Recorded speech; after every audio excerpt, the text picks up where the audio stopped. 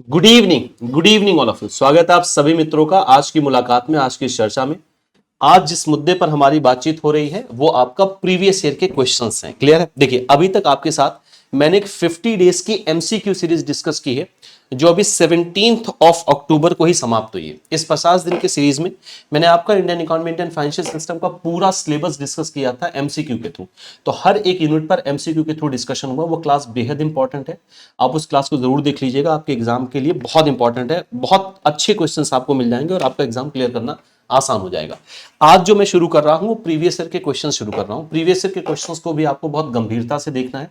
वजह इसकी ये है प्रीवियस ईयर के क्वेश्चन को समझने की, क्योंकि आपके जेआईबी एग्जामिनेशन में क्वेश्चंस रिपीट बहुत होते हैं। हर साल क्वेश्चंस रिपीट किए जाते हैं और हर साल की बात क्या बाबू, जिस दिन पेपर होता है उस दिन के क्वेश्चन रिपीट होते हैं। फर्स्ट जो आपका मॉर्निंग शिफ्ट का पेपर होता है उसके आपको 7-8 क्वेश्चंस मिलेंगे सेकंड शिफ्ट में, थर्ड शिफ्ट में। सेकंड शिफ्ट के जो क्वेश्चंस होते हैं वो थर्ड शिफ्ट में देखने को मिलते हैं। तो क्वेश्चंस रिपीटेड होते हैं, इसलिए पीवाईक्यू आपके लिए बहुत इंपॉर्टेंट है। तो प्रीवियस ईयर क्वेश्चंस को मैं आज से डिस्कस करना शुरू कर रहा हूं आपके लिए। एग्जाम के पहले मैं सब कुछ आप तक पहुंचा दूंगा। प्रीवियस ईयर के क्वेश्चन पेपर कैसे डिस्कस किए जाएंगे पहले इसको पूरा आप समझ लीजिएगा। मैं आपके साथ 2-3 पेपर डिस्कस करूंगा। मई वाला पेपर डिस्कस करूंगा जो अभी बीता है 4 मई को 2025 में। अक्टूबर नवंबर 2024 का पेपर भी डिस्कस करूंगा। इसके पहले वाला पेपर भी मैं आपके साथ डिस्कस करने वाला हूं। अब ये जो आपका प्रीवियस ईयर का क्वेश्चन पेपर मैं डिस्कस कर रहा हूं, ये अभी आज में जो डिस्कस कर रहा हूं वो मई 2025 का क्वेश्चन पेपर है जो अभी बीता है। इसका पार्ट 1 है, यानी कुछ क्वेश्चंस पर आज हम बात करेंगे, कुछ क्वेश्चंस पर हम नेक्स्ट मुलाकात में अपनी बातचीत करेंगे। तो 2 क्लास में मैं मई 2025 के क्वेश्चन का डिस्कशन करूंगा। अब ये मेमोरी बेस्ड है। मेमोरी बेस्ड का मतलब क्या है समझिए भैया। जैसे आप लोगों को पता ही है, आप पेपर देने जा रहे हैं कि आपका पेपर ऑनलाइन मोड में होता है। ऑनलाइन मोड में होने की वजह से ये पेपर कहीं बाहर आता नहीं है। मतलब सारे क्वेश्चन ऐसा नहीं कि ऑफलाइन में सारे पेपर मार्केट में बिकने लगते हैं, तो वैसा इसके साथ तो होता नहीं है। तो हम अपने सोर्सेज से जितने क्वेश्चन पता कर पाते हैं आपके एग्जाम के तुरंत बाद, बैंकर्स जो हमें बताते हैं, हमारे जो सोर्सेज है जिनसे पता चलता है, एग्जाम एनालिसिस के दौरान जो बैंकर्स हमें क्वेश्चन बताते हैं, वो सारे क्वेश्चन यहाँ पे शामिल किए गए। लेकिन अब जो भी बैंकर्स हमें क्वेश्चन बताते हैं, हमारे सोर्सेज से जो क्वेश्चन पता चलते हैं, उनमें अब किसी को भी भैया एग्जामिनेशन हॉल से निकलने के बाद ऑप्शंस नहीं याद रहते कि चारों ऑप्शंस भी याद है, क्वेश्चंस भी याद हैं और ये सब कुछ याद हो, ऐसा नहीं होता। तो बैंकर्स को ज्यादातर मामलों में क्वेश्चन जरूर याद रह जाते हैं। सर ये वाला एक क्वेश्चन पूछा गया था, सर एफडीआई पर एक क्वेश्चन बना था, सर 2 क्वेश्चन मुझे याद है कि डेरिवेटिव पर भी बना था, सर मुझे याद है 3 क्वेश्चन म्यूचुअल फंड पर बना था, एक क्वेश्चन मुझे याद आ रहा है कि म्यूचुअल फंड पर। तो इस तरीके से याद होते हैं क्वेश्चन। ऑप्शन अमूमन को याद नहीं होते। लेकिन मैंने पूरी कोशिश की है कि मे के ज्यादा से ज्यादा क्वेश्चन शामिल किए जाए। अब जिनके ऑप्शंस नहीं मिल पाए मैंने उन्हें क्वेश्चन के रूप में आपके सामने रखा है। मतलब क्वेश्चन तो वो आपको मिलेंगे, ऑप्शंस हो सकता है थोड़े डिफरेंट हो, लेकिन वो क्वेश्चंस आपको मिलेंगे जरूर। तो जितने भी क्वेश्चन आज मैं आपके साथ डिस्कस कर रहा हूं ये मेमोरी बेस्ड क्वेश्चंस हैं, लेकिन ये सारे के सारे मेमोरी बेस्ड का मतलब ये मे वाले क्वेश्चंस हैं लेकिन मेमोरी बेस्ड क्वेश्चंस हैं। क्लियर है? ये सारे क्वेश्चंस आपके मे में पूछे गए। मैं फिर से आपको याद दिला दूं, अभी आज एक इसके हिस्से पर बात करेंगे और अगली मुलाकात में बात करेंगे। ऐसे ही मैं फिर अक्टूबर की बात करूंगा। तो इसको बहुत ध्यान से समझिएगा। मे एग्जाम का ही सारा क्वेश्चन आपसे यहां पर डिस्कस किया जा रहा है। प्रीवियस ईयर के क्वेश्चन की अब हमने सीरीज शुरू की है आपके साथ। तो अब शुरू करते हैं आज की मुलाकात। इसके पहले मैं आपको एक बात और बता दूं, जैसा मैंने आपको बताया भी था 17 तारीख को कि आपके साथ जो है दिवाली के लिए हम भी आपके साथ दिवाली में शामिल हो रहे हैं। तो आपके लिए हमारे बैचेस में दिवाली पे जो भी बैचेस हैं उन पर सभी पर आपको 60% तक का डिस्काउंट ऑफर किया जा रहा है। ये जो डिस्काउंट है ये शुरू हो चुका है 17 ऑफ अक्टूबर से और 27 ऑफ अक्टूबर तक ये डिस्काउंट आपके लिए जाने वाला है।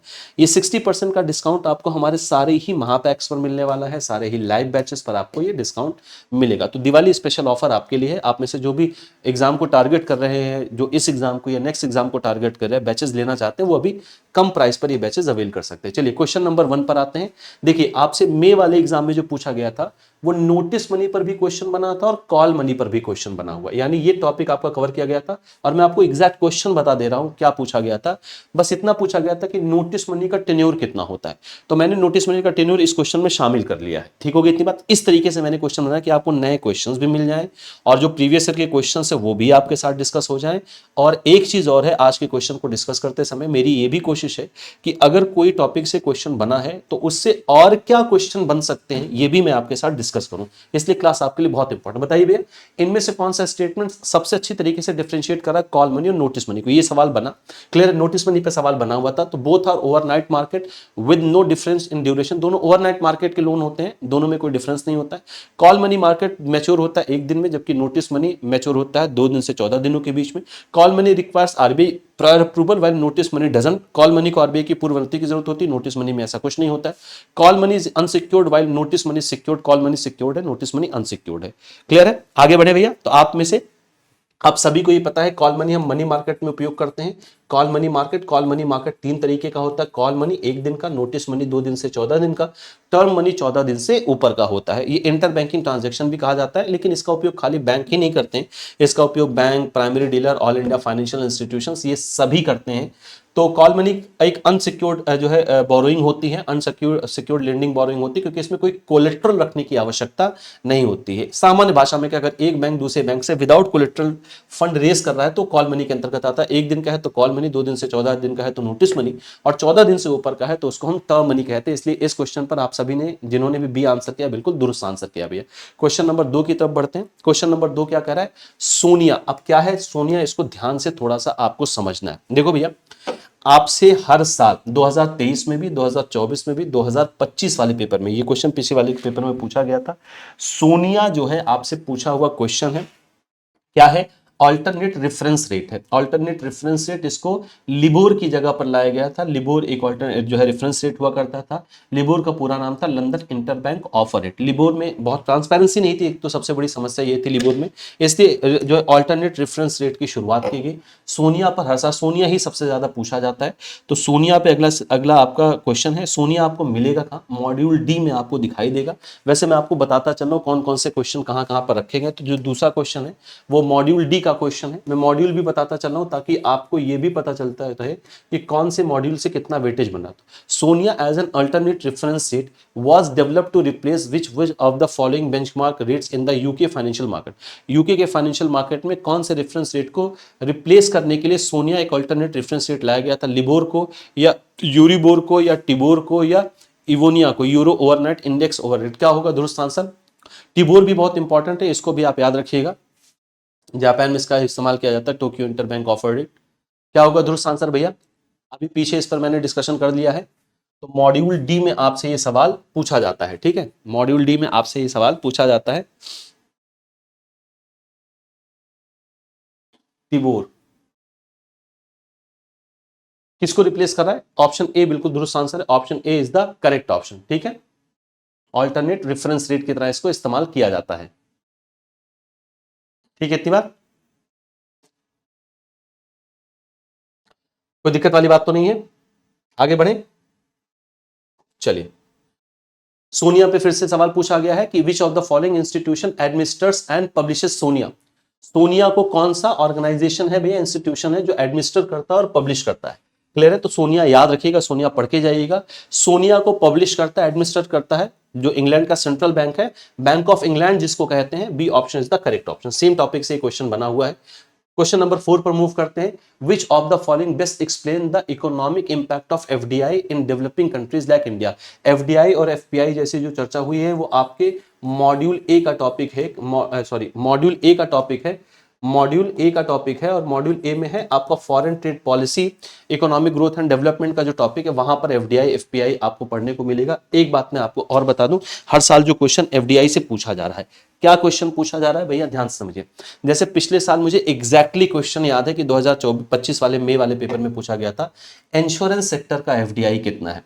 तो एक तो पहली बात, आपसे हाल फिलहाल में जो सेक्टर न्यूज में रहे उनसे एक एफडीआई की लिमिट पूछी जाती है। दूसरा, एफडीआई का जो कैरेक्टरिस्टिक्स है वो भी पूछा जा सकता है। एफपीआई पर भी क्वेश्चन बना था।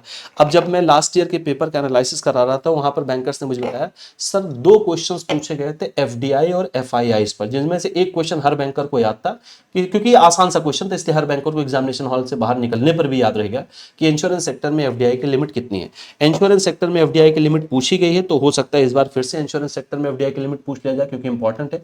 इसलिए भी पूछा जा सकता है क्योंकि अभी जो बजट निर्मला सीतारमण जी ने प्रेजेंट किया 25 और 26 वाला जो करंट बजट प्रेजेंट किया, उसमें एफडीआई की लिमिट बढ़ा दी गई। एफडीआई की लिमिट इंश्योरेंस सेक्टर में बढ़ा के 100% कर दी गई। तो पहले 26 था, बढ़ा के 49% किया गया, फिर बढ़ा के 74% किया गया, अभी 100% है। तो पहले जब आपका एग्जाम होता तो 74% था, तो 74% सभी ने आंसर कर दिया था। दूसरा, इंश्योरेंस सेक्टर में एफडीआई के लिए रिकमेंडेशन दी थी मल्होत्रा कमेटी ने, और ये बात आपके सिलेबस में लिखी हुई है, मल्होत्रा कमेटी की रिकमेंडेशन इंश्योरेंस सेक्टर के लिए लिखी हुई है भैया, ठीक है। तो आपको ये पढ़ना है, जरूर पढ़ना है। इंश्योरेंस सेक्टर में जो इंश्योरेंस आपका पूरा का पूरा टॉपिक बहुत इंपॉर्टेंट है। इंश्योरेंस नाम से आपको दो टॉपिक दिखाई देंगे, एक दिखाई देगा आपको मॉड्यूल सी में जिसका नाम है इंश्योरेंस कंपनीज, बहुत इंपॉर्टेंट टॉपिक है, उसको भी पढ़ के जाएंगे। दूसरा दिखाई देगा आपका मॉड्यूल डी में इंश्योरेंस प्रोडक्ट के नाम से, एकदम मॉड्यूल डी के नीचे वाले टॉपिक में आएंगे, तो मुझे लगता है लास्ट का थर्ड या फोर्थ टॉपिक है, या थर्ड टॉपिक होगा इंश्योरेंस प्रोडक्ट। इंश्योरेंस प्रोडक्ट ज्यादा इंपॉर्टेंट है, तो दोनों में है, सी वाले टॉपिक से ज्यादा इंपॉर्टेंट है मॉड्यूल डी का इंश्योरेंस प्रोडक्ट। इंश्योरेंस प्रोडक्ट और इंश्योरेंस कंपनी, अगर इन दोनों टॉपिक को मिला लें तो हर साल कम से कम 5 से 6 क्वेश्चन बनते ही बनते हैं। इस बार वाले पेपर में, जो पिछला पेपर है उसमें भी बना था। तो भैया इंश्योरेंस प्रोडक्ट और इंश्योरेंस कंपनी, ये दोनों टॉपिक आपको बहुत ठीक से पढ़कर जाना है, ठीक है। चलिए आगे आते हैं, क्या है, which of the following best explain the economic impact of FDI developing country like India. तो इंश्योरेंस में एफडीआई की लिमिट पूछी गई थी, इसलिए मैंने इंश्योरेंस पर आपसे पूरी चर्चा कर दी, अभी 100% कर दिया गया। खैर, सवाल ये पूछा जा रहा है कि इनमें से कौन है जो सबसे अच्छा एक्सप्लेन कर रहा है इकोनॉमिक इंपैक्ट को, एफडीआई के इकोनॉमिक इंपैक्ट को डेवलपिंग कंट्रीज में, जैसे कि भारत जैसे देशों में। इकोनॉमिक इंपैक्ट क्या होता है एफडीआई का, it causes crowding out of domestic investment and balance of payment deficit, clear है। या ये टेक्नोलॉजी ट्रांसफर लेके आता है, मैनेजरियल नो हाउ लेकर आता है, कैपिटल इनफ्लो होता है जिससे आपकी प्रोडक्टिंग कैपेसिटी बढ़ती है, या ये एम्प्लॉयमेंट अपॉर्चुनिटी को रिड्यूस करता है, या it always leads to profit repatriation exceeding inflows. तो ये आसान सा क्वेश्चन है, और इस क्वेश्चन पर आप में से जिन्होंने भी बी आंसर किया है बिल्कुल दुरुस्त आंसर है, B option is the correct option. Module A का ये टॉपिक है, क्लियर है, मॉड्यूल ए का ये टॉपिक है। बहुत इत्मीनान से आंसर करते चलिएगा, क्वेश्चन को ध्यान रखिएगा। फिर ये आपसे एफडीआई की लिमिट पूछी जा रही है, अभी पीछे मैंने आपको बताया कि एफडीआई की लिमिट इसके पहले 74% थी, तो ये पूर्व में 74% थी, अभी ये 100% कर दी गई। तो एफडीआई क्या नाम है, इंश्योरेंस सेक्टर में ब्रोकरेज, इंटरमीडियरीज, इन सब में 100% की लिमिट हो चुकी है। तो यहां पर डी ऑप्शन बिल्कुल करेक्ट ऑप्शन है। क्वेश्चन नंबर 6 पर आते हैं, Which of the following best describe FPI inflows in India's balance of payment? Balance of payment of foreign trade policy के अंतर्गत पढ़ते हैं। क्या होता है बीओपी, इसको ध्यान से समझो। अब इस क्वेश्चन के अलावा बीओपी भी पूछा जा सकता है आपसे। बैलेंस ऑफ पेमेंट एक स्टेटमेंट है, कैसा स्टेटमेंट है जिसमें कोई एक देश ये बताता है कि उसने दुनिया के बाकी देशों के साथ एक फाइनेंशियल ईयर में कुल कितना इकोनॉमिक ट्रांजैक्शन किया है। बीओपी दो अकाउंट में डिवाइड किया जाता है भैया। बैलेंस ऑफ पेमेंट यानी भुगतान शेष को कौन से दो अकाउंट होते हैं, एक होता है करंट अकाउंट, एक क्या है भैया करंट अकाउंट है, और दूसरा होता है आपका कैपिटल अकाउंट, चालू खाता और पूंजीगत खाता इसको कहते हैं। इसके अलावा करंट अकाउंट और कैपिटल अकाउंट आप और कहां पढ़ेंगे, जब आप मॉड्यूल डी में आएंगे तो मॉड्यूल डी में इनिशियली ही आपको एक टॉपिक दिखाई देगा फॉरेक्स का, फॉरेन एक्सचेंज का एक टॉपिक दिखाई देगा। फॉरेक्स में आप जब देखेंगे तो फॉरेक्स में आपको थोड़ा सा फेमा अधिनियम के बारे में बताया गया है, फेमा एक्ट के बारे में बताया गया। फॉरेन एक्सचेंज मैनेजमेंट एक्ट 1999 का अधिनियम है जो आपके देश में फॉरेन एक्सचेंज को रेगुलेट करता है, फॉरेन ट्रेड को रेगुलेट करता है। फेमा, फेरा को रिप्लेस करके फेमा आया था। फेमा अधिनियम के सेक्शन 5 और सेक्शन 6 के अंतर्गत कैपिटल, करंट अकाउंट और कैपिटल अकाउंट, सेक्शन 5 में करंट अकाउंट है और सेक्शन 6 में आपको कैपिटल अकाउंट देखने को मिलता है। तो फेमा अधिनियम आपको पढ़ने को मिलेगा, क्लियर है भैया। तो कैसा ट्रांजैक्शन होता है हमेशा याद रखिएगा, जितना भी इन्वेस्टमेंट होता है, एफपीआई हो गया या एफडीआई हो गया, अगर वो आ रहा है तो कैपिटल इनफ्लो है, अगर आप कहीं जाके कर रहे हैं तो कैपिटल आउटफ्लो कहलाता है ये। तो कैपिटल अकाउंट इनफ्लो होगा, पोर्टफोलियो इन्वेस्टमेंट के अंतर्गत रखा जाता है भैया एफपीआई को। तो यहां पर बी ऑप्शन आप में से जिन्होंने भी दिया है बिल्कुल दुरुस्त आंसर दिया। क्वेश्चन नंबर 7 पर आते हैं। ये क्वेश्चन एग्जैक्टली यही क्वेश्चन पूछा गया था मई 2025 में, पूछा गया था कि बैंक ऑफ बड़ौदा में कौन से बैंक मर्ज हुए हैं, ठीक है।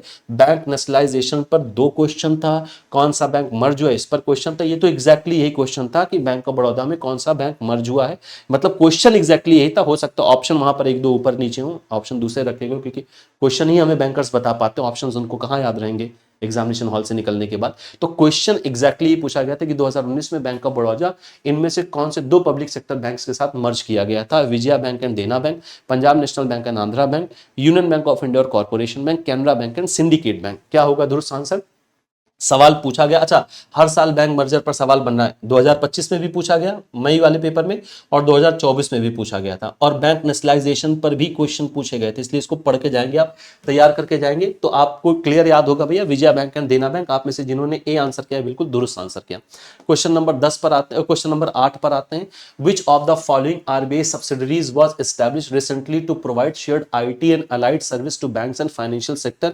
इस क्वेश्चन पर आने के पहले मैं आपको बता दूं, देखिए सवाल एग्जैक्टली ये पूछा गया था आपके मई 2025 वाले पेपर में कि इनमें से कौन सी आरबीआई की सब्सिडरी है। क्लियर है, इनमें से कौन सी आरबीआई की सब्सिडरी है, तो वही सवाल यहां पर रखा गया है। आरबीआई की सब्सिडरी मैंने आपको बताने की कोशिश की है। एग्जैक्टली जो सवाल मेरे पास आया था वो ये था, इसमें सब पूछा गया था आरबीआई की सब्सिडरी कौन सी है। तो आपको यहां पर उस क्वेश्चन को और अच्छा किया गया है ताकि आपको सब्सिडरी भी पता चल जाए और एक नया क्वेश्चन भी आपको मिल जाए कि इनमें से आरबीआई की कौन सी सब्सिडरी है जिसको रिसेंटली स्टैब्लिश किया गया है, क्या करने के लिए, शेयर्ड आईटी और अलाइड सर्विसेज बैंकों को उपलब्ध कराने के लिए, फाइनेंशियल सेक्टर को उपलब्ध कराने के लिए काम कौन करेगा। DICGC, deposit insurance and credit guarantee corporation इसको कहते हैं, या इफ्टास है, या बीआरबीएल एनएमपीएल है, या रिजर्व बैंक इनोवेशन हब है। अब यहां पर थोड़ा सा रुकिए, मैं आपको बता देता हूं भैया, आपसे हर साल ये पूछा जाता है रिजर्व बैंक ऑफ इंडिया का सब्सिडरी कौन कौन सा है, तो मैं आपको बता दूं कैसे आपको सर्च करना है। यहां आरबीआई की वेबसाइट पर आइए, आरबीआई की वेबसाइट पे आप इसके मेन पेज पर आ जाइएगा, आरबीआई की वेबसाइट को ठीक से देख लीजिए। देखिए आरबीआई की वेबसाइट पर आपको कहां पर सब्सिडरीज मिलेंगे, सब्सिडरी पर हर साल एक सवाल बना है। आप अबाउट अस वाले सेक्शन में आइएगा, अबाउट अस में आप सबसे नीचे जब आएंगे तो आपको फुली ओन्ड सब्सिडरीज दिखाई देंगी, जैसे आपको यहां पर दिख रहा होगा। वाइट बैलेंस थोड़ा सा डिजिटल बोर्ड में हो सकता है थोड़ा सा ना दिख पाए आपको क्लियर, थोड़ा सा अपनी जो क्वालिटी है वीडियो क्वालिटी उसको बढ़ा के इसको देख लीजिएगा। तो सबसे नीचे अबाउट अस वाले सेक्शन में भी आपको दिखाई देगा। देखिए डीआईसीजीसी आरबीआई की सब्सिडरी है, इसके अलावा बीआरबी एनएमपीएल है आरबीआई की सब्सिडी, रेबिट है reserve bank information technology private limited, इसके अलावा इफ्टास है Indian financial technology and allied services, और आरबीआईएच है रिजर्व बैंक इनोवेशन हब। तो ये आपकी जो है रिजर्व बैंक ऑफ इंडिया की इस समय सब्सिडरी है। पहले एनएचबी भी हुआ करता था, नेशनल हाउसिंग बैंक भी हुआ करता था, अब वो इसकी सब्सिडरी नहीं है। तो इतनी सब्सिडरीज हैं जो फुली ओन्ड सब्सिडरीज हैं, ये आपको यहां पर देखते हुए चलना, 5 सब्सिडरीज आपको यहां पर दिखाई दे रही हैं, ठीक है। इसके अलावा और क्या आपको आरबीआई की वेबसाइट पर देखना है, आरबीआई की वेबसाइट पर आप वापस आइएगा होम सेक्शन में।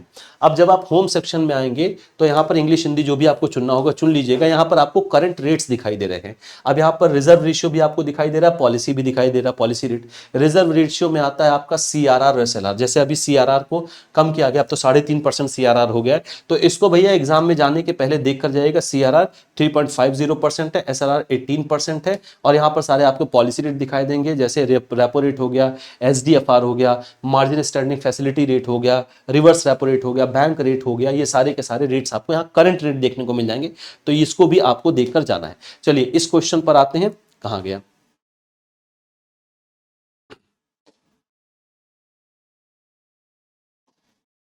ये है क्वेश्चन। हाँ भैया आंसर करिए। तो कौन है जिसको रिसेंटली स्टैब्लिश किया गया और आरबीआई की सब्सिडरी भी है जो आईटी से रिलेटेड सर्विसेज प्रोवाइड करता है, तो आपका आंसर क्या बनेगा, इफ्टास। डीआईसीजीसी क्या करता है भैया, आप चूंकि बैंकर है तो आपको पता ही होगा, डीआईसीजीसी कस्टमर्स के जो अकाउंट्स होते हैं उनको इंश्योरेंस प्रोवाइड करता है।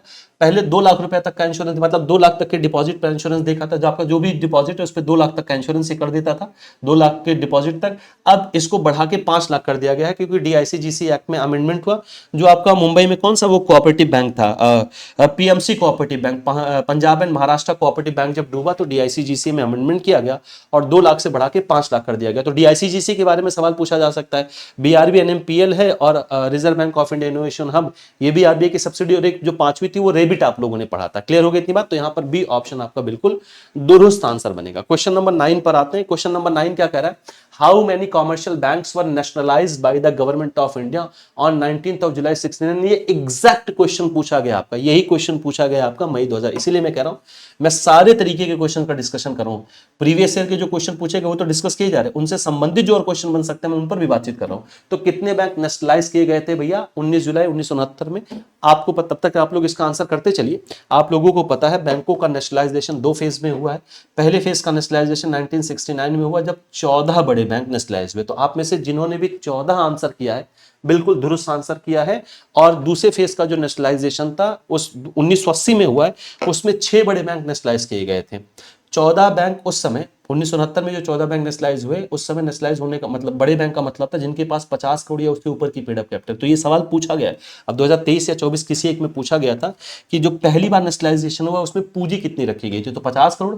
दूसरे फेज में जो बैंकों का नेशनलाइजेशन हुआ 6 बड़े बैंकों का, उस समय जिनकी पूंजी जो है 200 करोड़ या उससे ज्यादा थी, उन्हें नेशनलाइज किया गया था। ठीक है जी, चलिए क्वेश्चन नंबर 10 पर आते हैं। क्वेश्चन नंबर 10 क्या कह रहा है, which of the following banks were part of the 14 banks nationalised in 1969। इनमें से कौन सा बैंक है जो 14 बड़े बैंक थे उनमें शामिल है, नेशनलाइज होने वाले 14 बड़े बैंकों में ये बैंक शामिल है।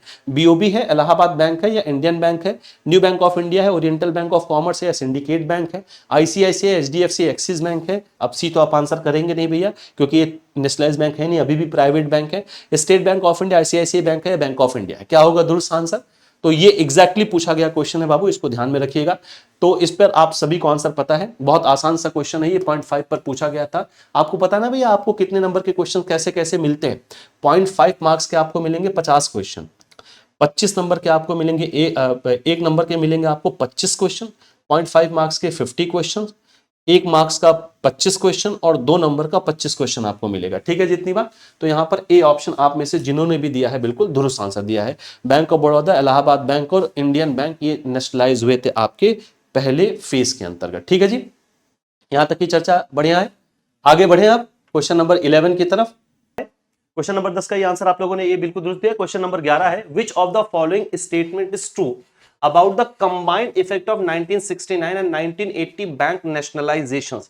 कंबाइंड इफेक्ट क्या है बैंक नेशनलाइजेशन का, आपको ये बताना है। तो 1969 में 14 बड़े बैंक नेशनलाइज हुए, 1980 में 6 बड़े बैंक नेशनलाइज हुए, तो इनका कंबाइंड इफेक्ट क्या रहा है आपको ये आंसर करना है। तो brought major 20 commercial banks under government control, 20 bank government control के अंतर्गत लाए गए इन दोनों नेशनलाइजेशन में।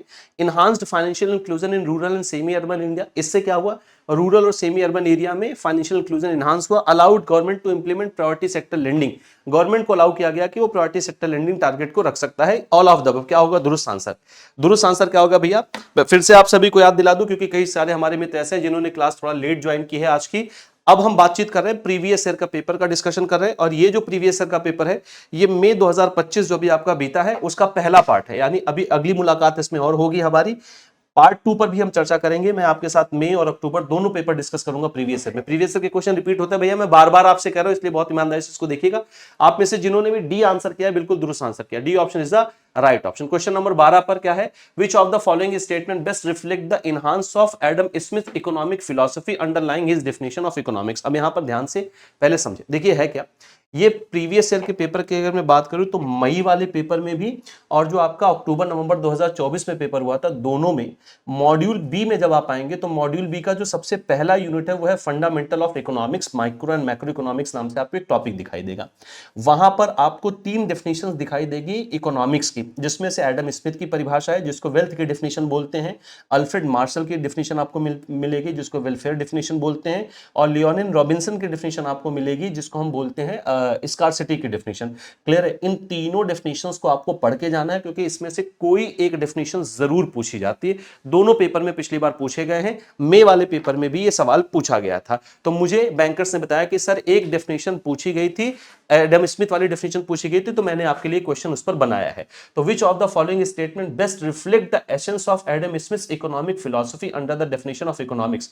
जो एडम स्मिथ ने इकोनॉमिक्स की डेफिनेशन दी है उसके फिलॉसफी के अंतर्गत आपको बताना है ये कौन सा है जो उसका सही एसेंस रिफ्लेक्ट कर रहा है, यानी क्या डेफिनेशन है, सही तरीके से कौन बता रहा है। Economics is primarily concern with welfare maximisation and ethics. Economy basically किससे कंसर्न होती है, प्राइमरली वेलफेयर मैक्सिमाइजेशन और एथिक्स से। Human behaviour is irrelevant economic analysis. C कह रहा a science of wealth which deals with production, distribution and accumulation of wealth. D कह रहा economics studies choices under scarcity irrespective of moral consideration। क्या होगा दुरुस्त answer? दुरुस्त answer क्या होगा भैया क्वेश्चन नंबर 12 के लिए? अभी आपने अगर डिस्कशन पर ध्यान दिया होगा तो इसका आंसर आपको बिल्कुल मौजूद मिल गया होगा। देखिए मैं आते हैं आंसर की तरफ भैया। जो वेल्थ के डेफिनेशन, अगर इकोनॉमिक्स को एडम स्मिथ साहब ने कहा कि economy is a study of wealth, है ना, यानी एडम स्मिथ ने जो सबसे ज्यादा ध्यान दिया था वो वेल्थ पर दिया था, ह्यूमन वेलफेयर पर नहीं। तो यहां पर जो दुरुस्त आंसर बनेगा वो क्या बनेगा, बी ऑप्शन बनेगा। हो सकता है इस तरीके से क्वेश्चन ना बना के आपसे बस इतना पूछा जाए कि इकोनॉमिक्स की वेल्थ डेफिनेशन किसने दी है, तो आपका आंसर बनेगा एडम स्मिथ ने। क्लियर है? क्वेश्चन नंबर 13 पर आते हैं। हैं, तीनों डेफिनेशन मैंने यहां पर रख दिया आपके लिए, क्योंकि मेरी कोशिश आपके साथ ये भी है कि प्रीवियस ईयर के क्वेश्चन बताने के साथ साथ मैं आपको ये भी बताऊं कि ये भी पूछा जा सकता है आपसे, इसलिए आपका वो भी यहां पर तैयार हो जाए। Which of the following best reflect the core focus of Leonard Robbins scarcity definition. Scarcity की जो लियोनार्ड रॉबिन्स की डेफिनेशन, उसका कोर फोकस किस पर है? Maximisation of wealth, welfare improvement of society, expansion of production and employment, या allocation of scarce means among competitive क्या है कंपीटिंग एंड्स। क्या होगा दुरुस्त आंसर? मींस और एंड्स का जो आपको डेफिनेशन दिया था वो किसने दिया था? रॉबिन्स ने। आंसर करिएगा, आंसर करिए भैया क्वेश्चन नंबर 1 पर, क्वेश्चन नंबर 1 कह रहा हूं, क्वेश्चन नंबर 13।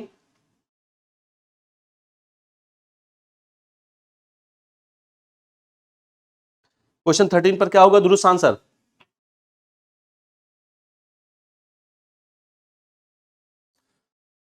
चले आंसर कितना बड़े? देखो वेल्थ की डेफिनेशन जो दी है वो किसने दी है? एडम स्मिथ ने। इकोनॉमी को वेल्थ का स्टडी माना है तो एडम स्मिथ साहब ने। तो ये तो आपका एडम स्मिथ का हो गया। इसके अलावा वेलफेयर जो डेफिनेशन दी है वो अल्फ्रेड मार्शल ने दी है, ह्यूमन वेलफेयर की जो डेफिनेशन है। स्कार्सिटी इंड और मींस की जो डेफिनेशन है, यानी मींस और इंड जिन्होंने डिफाइन किया वो है आपके रॉबिन साहब। क्लियर है? तो लियोनार्ड रॉबिन्स, यानी डी ऑप्शन बिल्कुल दुरुस्त आंसर होगा। क्वेश्चन नंबर 14 पर आते हैं। क्वेश्चन नंबर 14 कह रहा है a policy maker argues that the purpose of economic growth is not accumulation of money but improvement in the living standard of people and elimination of poverty. एक policy maker ये argue करता है कि economy का purpose केवल growth या money accumulation नहीं है, क्लियर हो गई, बल्कि ये क्या है? Improvement in living standard of people, people का लिविंग स्टैंडर्ड बढ़ना चाहिए और पॉवर्टी को एलिमिनेट होना भी इसका एक फोकस होता है। आपको बताना है कि कौन सा इकोनॉमिक्स की डेफिनेशन है भैया जो इसको क्लोजली रिफ्लेक्ट कर रहा है, जो स्टेटमेंट दिया गया है, जो आर्ग्यू कर रहा है पॉलिसी मेकर, उसको सही तरीके से इनमें से किसकी डेफिनेशन रिफ्लेक्ट कर रहा है? एडम स्मिथ की, अल्फ्रेड मार्शल की, लियोनार्ड रॉबिन्स की, या पॉल सैमुएल्सन की? क्या होगा दुरुस्त आंसर? इस पर क्लियर है? तो अभी मैंने तीनों की डेफिनेशन आपको बता दी है। वेल्थ डेफिनेशन देते हैं एडम स्मिथ साहब, वेलफेयर डेफिनेशन देते हैं अल्फ्रेड मार्शल, जो यहां पर बातचीत की जा रही है, इन मींस और इंड या स्कार्सिटी डेफिनेशन देते हैं आपके रॉबिन्सन साहब। तो यहां पर जो दुरुस्त आंसर होगा वो बी होगा, B option is the correct option. Clear है? चलिए क्वेश्चन नंबर 15 की तरफ बढ़ते हैं। क्वेश्चन नंबर 15 असर्शन और रीजन का, an operating lease usually covers. अब देखो ध्यान से भैया, अब लास्ट ईयर ऑपरेटिंग लीज से क्वेश्चन पूछा गया, क्वेश्चन है ऑपरेटिंग लीज से भी क्वेश्चन पूछा गया था, फाइनेंस लीज से भी क्वेश्चन पूछा गया था। तो अब जब आप पिछले साल का पेपर एनालिसिस मेरा देखेंगे तो वहां पर कई सारे बैंकर्स ने कमेंट में लिखा है कि सर ऑपरेटिंग लीज पर एक क्वेश्चन बना था। वैसे मेरी पूरी कोशिश होती है कि अगर आप लोग क्वेश्चन का ऑप्शंस भी बताएं कि क्या ऑप्शंस वहां पर पूछे गए थे, लेकिन अभी किसको याद रहता है एग्जामिनेशन हॉल के निकलने के बाद। तो ऑपरेटिंग लीज पर लास्ट ईयर में एक क्वेश्चन बना हुआ है, तो ऑपरेटिंग लीज पर मैंने इसलिए आपके लिए क्वेश्चन लाके रखा हुआ है। मैंने ऑपरेटिंग लीज पूछा गया है। ऑपरेटिंग लीज शॉर्ट टर्म की लीज होती है, कैंसिलेबल लीज होती है। ऑपरेटिंग लीज पर जो लेसर होता है वो एक ही एसेट को कई लोगों को लीज पर दे सकता है। इसके बिल्कुल विपरीत होती है फाइनेंस लीज, जिसको हम इकोनॉमिक लीज या कैपिटल लीज भी कहते हैं। फाइनेंस लीज लॉन्ग टर्म की लीज होती है, अमूमन पूरी इकोनॉमिक लाइफ के लिए होती है, नॉन कैंसिलेबल होती है। तो लीज इसका मतलब आपको पढ़ के जाना है, टाइप्स ऑफ लीज आपको देख के जाना है, छोटा सा चैप्टर है। लीज फाइनेंसिंग से, लीज और हायर परचेज से हर साल क्वेश्चन 2-2 3-3 बनते हैं। मॉड्यूल डी का ये टॉपिक है। क्लियर है? तो अभी ये जो आपका क्वेश्चन पूछा गया है ये मॉड्यूल बी से थे। पीछे के जितने भी 2-3 जो क्वेश्चन थे वो मॉड्यूल बी से थे, फंडामेंटल ऑफ इकोनॉमिक्स से। और ये जो आपका 15वें नंबर का क्वेश्चन है भैया, ये मॉड्यूल डी से क्वेश्चन है। लीज फाइनेंस ये किसमें? आपका मॉड्यूल डी में है। तो क्या है? असर्शन है N operating lease usually covers a period substantially less than the assets economic life. जो ऑपरेटिंग लीज होता है ये यूजुअली कवर करता है जो उस असेट की इकोनॉमिक लाइफ है उससे कम, यानी ये पूरी इकोनॉमिक लाइफ को कवर नहीं करता है, उससे कम। क्योंकि रीजन इसके पीछे है because the lessor intend to lease the same asset to multiple lessees over its life and recover cost plus profit over several contract. क्योंकि ऐसा इसलिए, क्योंकि ये शॉर्ट टर्म के लिए इसलिए होता है क्योंकि जो लेसर होता है उसकी ये कोशिश होती है कि इसी सेम असेट को मल्टीपल लेसीज को दे, कई लोगों को लीज पर दे, और वहां से उस असेट का पूरा जो कॉस्ट है, पूरी जो प्राइस है, वो वहां से वो निकाल सके, रिकवर कर सके। दोनों स्टेटमेंट सही, आर सही एक्सप्लेनेशन ए का। दोनों स्टेटमेंट सही है लेकिन आर सही एक्सप्लेनेशन नहीं है ए का। ए सही है, आर गलत है, और दोनों के दोनों स्टेटमेंट गलत स्टेटमेंट है। क्या दुरुस्त आंसर बनेगा? आपका जो लीज फाइनेंस है और हायर परचेज है, यहां से हर साल क्वेश्चन बनता है। क्लियर है? चले इसके आंसर की तरफ बढ़े। ये क्वेश्चन लास्ट ईयर पूछा गया, तो आप में से जिन्होंने भी ए आंसर किया है बिल्कुल दुरुस्त आंसर है। तो आज पहले पार्ट पर ये 15 क्वेश्चन थे जिनका डिस्कशन मैंने आपसे किया है। ये सारे प्रीवियस ईयर के क्वेश्चन है, प्रीवियस ईयर में पूछे गए हैं। मैं आप सभी से रिक्वेस्ट फिर से कर रहा हूं भैया कि प्रीवियस ईयर की ये जो क्लास चल रही पीवाईक्यूज की, इसको बहुत ध्यान से देखिएगा। क्वेश्चन हर साल जेआईबी में रिपीट होते हैं। अगर ये सारे क्वेश्चन को आप ठीक से देखे जाओ, इससे आइडिया भी आपको लग जाएगा कि कौन सा मॉड्यूल आपके लिए बहुत इंपॉर्टेंट है और किस टॉपिक से क्वेश्चन हर साल पूछे जा रहे हैं। इसलिए प्रीवियस ईयर का क्वेश्चन बहुत इंपॉर्टेंट है। अभी मैं 4 मई 2025 को जो पेपर बीता है उसके पीवाईक्यूज डिस्कस कर रहा हूं। ये पहला पार्ट है, यानी कल आपसे जो मेरी मुलाकात होगी या अगली जो मुलाकात होगी वो आपके इस दूसरे हिस्से पर मुलाकात होने वाली है। क्लियर है बाबू इतनी बात? तो दूसरे हिस्से पर मेरी मुलाकात होगी, संभवतः अब हम दिवाली के बाद मिलेंगे। तो आज के लिए फिर इतनी ही चर्चा रखते हैं। और आप सभी को पता है कि इस दिवाली में आप सभी के लिए भैया 60% तक का ऑफ किया गया हमारे सारे ही महापैक, सारे लाइव बैचेस पर। तो जेआईबी महापैक पर भी आपको 60% का ऑफ मिलेगा। इस ऑफर की लास्ट डेट है 27 अक्टूबर। आप में से जो भी अपना नेक्स्ट एग्जाम टारगेट कर रहे हैं वो इन बैचेस को जरूर सब्सक्राइब कर लें, क्योंकि ये सारे बैचेस आपके लिए बहुत इंपॉर्टेंट बैचेस हैं। इनके अलावा जेआईबी का क्रैश कोर्स आपके लिए भी रिसेंट शुरू किया गया बैच है, इसमें भी आपको इस ऑफर का लाभ मिल रहा है। अगर आप मित्रों में से किसी का सिंगल सब्जेक्ट रुका है तो आप सिंगल सब्जेक्ट को भी सब्सक्राइब कर सकते हैं। कुछ भी और आप मुझसे जानना चाहते हैं, पूछना चाहते हैं, तो इस क्यूआर कोड को स्कैन करके आप एक डेडिकेटेड टेलीग्राम ग्रुप से जुड़ सकते हैं। क्यूआर कोड को स्कैन करने में कहीं कोई दिक्कत आ रही तो सिंपली आप टेलीग्राम पर सर्च करें आशीष सर जेआईबी सीआईबी एग्जाम्स, आप इस माध्यम से भी मुझसे जुड़ सकते हैं। तो ये आज के लिए आपके पीवाईक्यू का पहला हिस्सा है। अभी पीवाईक्यूज पर आपकी 2-3 क्लासेस और आनी है। मेरी कोशिश है जितना ज्यादा से ज्यादा आपके साथ में पीवाईक्यू डिस्कस कर पाऊं, उतना ज्यादा से ज्यादा मैं आपके साथ पीवाईक्यू डिस्कस कर लूं। अब मेरी संभवतः आपसे मुलाकात होगी दिवाली के बाद। तो आप सभी को अगर बीच में हो गई, मैं सब उपलब्ध रह पाया, तो आपके साथ कक्षा होगी, वो आपको इसी चैनल से सब कुछ इन्फॉर्म कर दिया जाएगा। अन्यथा फिर मिलते हैं 1-2 दिन। आप लोग भी दिवाली मना लीजिए, तो तैयार करते रहिए भैया। दिवाली 1-2 दिन से ज्यादा मत मनाइएगा, क्योंकि आपका पेपर 2 नवंबर से ही शुरू है। दिवाली की छुट्टियां जैसे ही समाप्त होंगी आपके पेपर आ जाएंगे। तो बहुत इत्मीनान से आप छुट्टी एंजॉय करिए, बिल्कुल करिए, लेकिन तैयारी किसी तरीके से मत रोकिएगा। मैं यही कहूंगा कि रिदम मत टूटने दीजिए। दिवाली के दिन थोड़ा कम पढ़िए, लेकिन पढ़िए जरूर, रिदम मत टूटने दीजिए। तो आज के लिए फिर इतनी ही चर्चा रखते हैं। बाकी आप सभी को मेरी तरफ से दिवाली की बहुत सारी शुभकामनाएं। आपके जीवन में सब कुछ बेहतर हो, आपके जीवन में सब कुछ बेहतर आए, यही बहुत सारी शुभकामनाएं हैं मेरी आपके साथ। और मिलते हैं फिर इसके बाद, अभी इसके दूसरे हिस्से पर बातचीत करेंगे। आज के लिए इतना ही, बहुत बहुत धन्यवाद।